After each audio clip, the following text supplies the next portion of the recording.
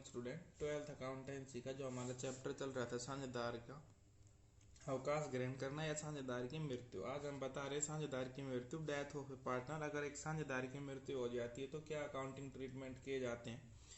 पहला, मृतक साझेदार के उत्तराधिकारियों की देय कुल राशि की गणना करना। सबसे पहले इसमें आता है कि जैसे ही एक साझेदार मर जाता है, उसकी मृत्यु हो जाती है, तो जो उसके उत्तराधिकारी हैं वो उसके हिस्से की कुछ राशि पाने के अधिकारी होंगे। तो जो राशि पाने के अधिकारी होंगे उनकी गणना उस राशि की कैलकुलेशन ठीक वैसे ही की जाती है जैसे कि एक रिटायरमेंट ऑफ पार्टनर यानी कि एक साझेदार के अवकाश ग्रहण करने पर की जाती है। अंतर केवल इतना है, किसी साझेदार की मृत्यु की तिथि में तक का लाभ का हिस्सा उसके उत्तराधिकार को लेने का अधिकार होता है। रिटायरमेंट में 1 साल का हिसाब होता है जब भी हमारा कॉमर्शियल ईयर खत्म होता है, लेकिन इसमें उसमें लाभों का हिस्सा भी देना होता है। तो देखिए सारा, सबसे पहले क्या क्या बन कैपिटल। सबसे पहली चीज, वो कैपिटल पाने के अधिकारी होते हैं कि जितनी कैपिटल, जितनी पूंजी उस साझेदार का क्रेडिट बैलेंस है वो कैपिटल उसके उत्तराधिकारी को दिया जाता है। उसके बाद गुडविल, जो फर्म की गुडविल की वैल्यूएशन होगी उसमें शेयर इन गुडविल, जो उसका profit and loss account profit sharing ratio है, उसके अकॉर्डिंग उसकी जो गुडविल आएगी वो उस गुडविल का हिस्सा पाने का अधिकार। उसके बाद अगर फर्म के पार्टनरशिप डीड में वर्णन है, साझेदारी संलेख में वर्णन है कि पूंजी पर ब्याज इंटरेस्ट ऑन कैपिटल दिया जाता है, तो अपने मृत्यु की तिथि तक यानी जिस दिन उसकी मृत्यु हुई थी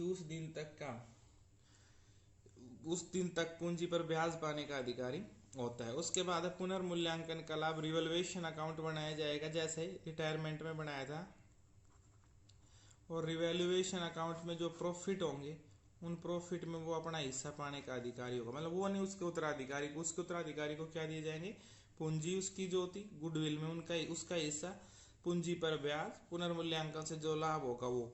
इसी प्रकार जो अवितरित लाभ है यानी कि जो रिजर्व प्रॉफिट है और रिजर्व जर्नल रिजर्व फंड वगैरह जो बैलेंस शीट में लायबिलिटी साइड दिखाया गया है उसमें उसका हिस्सा। मृत्यु की तिथि तक के लाभों में उसका हिस्सा, मृत्यु की तिथि तक के लाभों में उसका हिस्सा। एक जिस दिन उस साझेदार की मृत्यु हो रही है उस दिन तक के फर्म के लाभों में हिस्सा। ये कई बार अलग से एक क्वेश्चन भी स्पेशल पूछा जाता है आपसे कि एक मृतक साझेदार के उत्तराधिकारी को दे लाभों की गणना कैसे की जाती। वो सिर्फ ये पूछा जाए मृतक साझेदार के उत्तराधिकारी को दे लाभों की गणना कैसे की जाती है तो वो आगे का क्वेश्चन करना। अगर ये पूछा जाए उत्तराधिकारी को दे राशियों की गणना, कुल दे राशियों की गणना कैसे की जाती है, तो ये यहाँ से लेके आगे तक पूरा लिखना है। ये बहुत इंपॉर्टेंट क्वेश्चन है, लगभग 8 नंबर का पूछता है। मृतक साझेदार की तिथि यानी कि मृत्यु की तिथि तक लाभों की गणना कैसे की जाती है, उससे पहले ये 2-4 पॉइंट देख ले। जैसे जैसे ये चीजें ऊपर वाले को उसे पाने का अधिकार है, ये नीचे की चीजें उसके अकाउंट से डेबिट भी की जाएंगी। निम्न राशि मृतक साझेदार के पूंजी खाते से डेबिट भी की जाएंगी, मतलब उससे वापस ली जाएंगी। अगर उस साझेदार ने कोई ड्रॉइंग कर रखा था तो वो उसके कैपिटल अकाउंट में यानी पूंजी खाते के डेबिट साइड लिख दिया जाएगा ड्रॉइंग। इसी प्रकार आहरण पर ब्याज, इंटरेस्ट ऑन ड्रॉइंग, अगर उससे आहरण का रखा था तो आहरण पर ब्याज भी फर्म पाने का अधिकारी है, उससे वसूलने का अधिकारी है। लॉस ऑन रिवैल्यूएशन, ऊपर लिखा था प्रॉफिट ऑन रिवैल्यूएशन या लॉस ऑन रिवैल्यूएशन।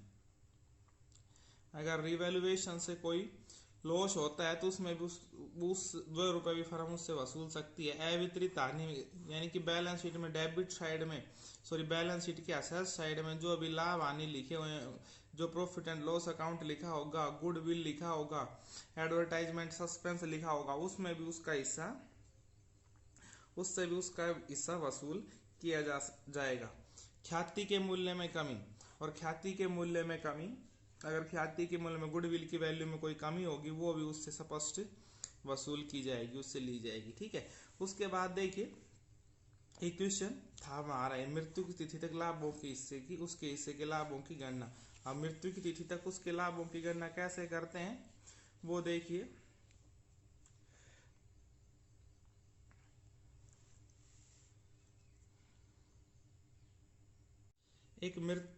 एक साझेदार की मृत्यु पर उसके लाभों की गणना करने की विभिन्न विधियां का उदाहरण सहित वर्णन कीजिए। यानी कि अलग से क्वेश्चन भी हो सकता है या उसी हमारे क्वेश्चन में, जैसे अपना ये क्वेश्चन था मृत्यु की तिथि तक लाभों की गणना कैसे करते हैं। इसकी दो विधियां होती हैं।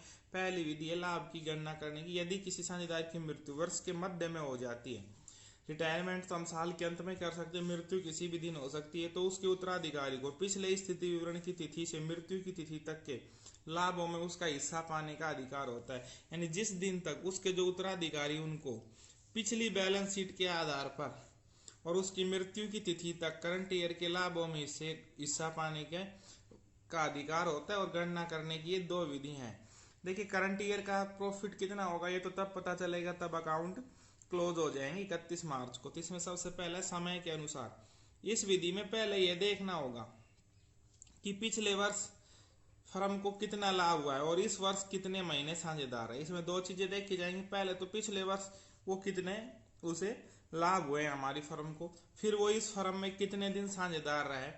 पिछले वर्ष के लाभ के आधार पर मृत्यु की तिथि तक का अनुपातिक लाभ निकालकर उस राशि में उसका हिस्सा ज्ञात किया जा सकता है। और पिछले वर्ष के लाभों के आधार पर मृत्यु की तिथि तक के लाभों का अनुपातिक लाभ निकालकर उसका हिस्सा ज्ञात कर लिया जाता है। उदाहरण के लिए ABC साझेदार है।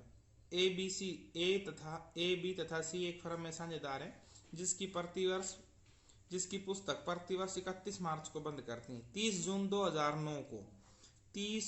2009 को ए की मृत्यु हो गई।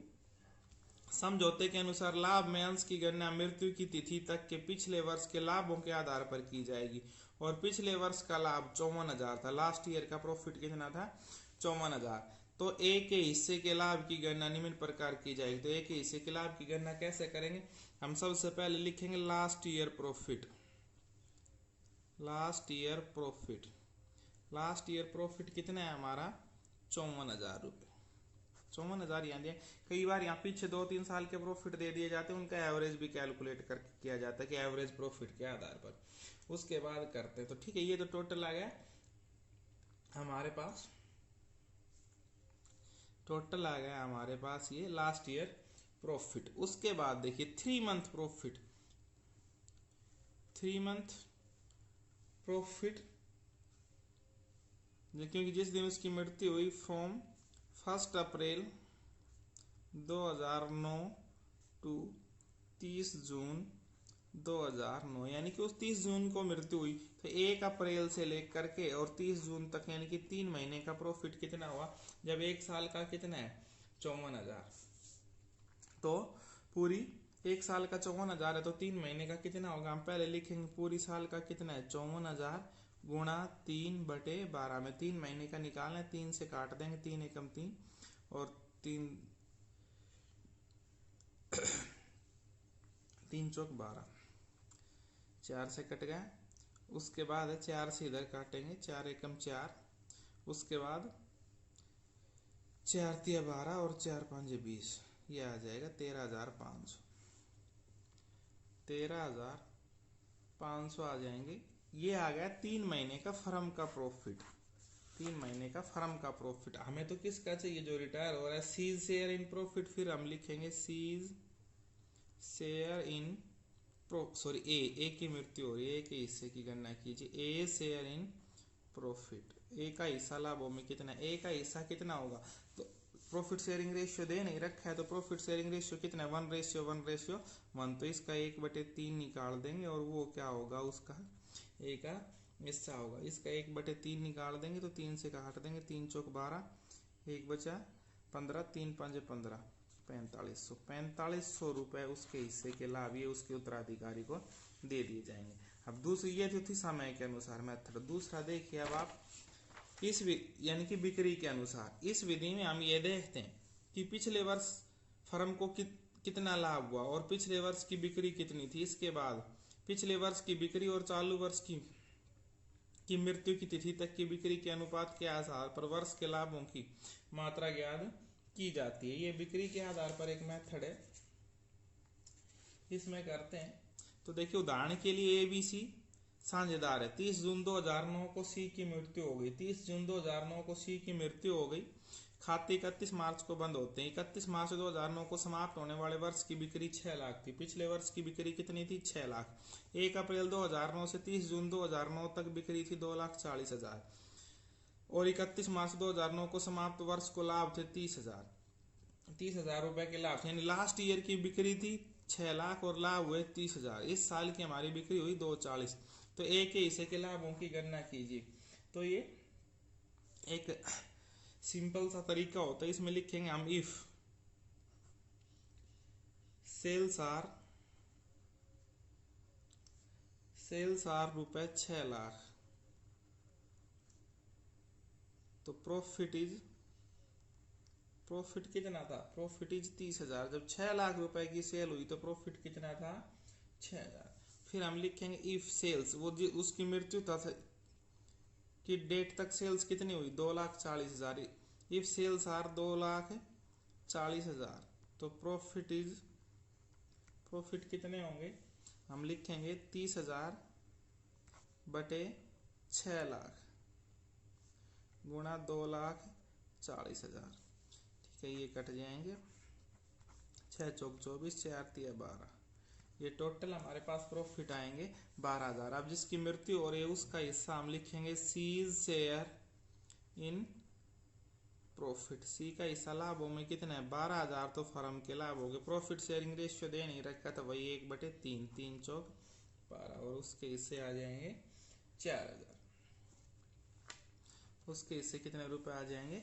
4,000। तो ये क्वेश्चन था जो अक्सर 8 नंबर का एग्जाम में पूछा जाता है, तो इसको अच्छे से प्रिपेयर कर लें।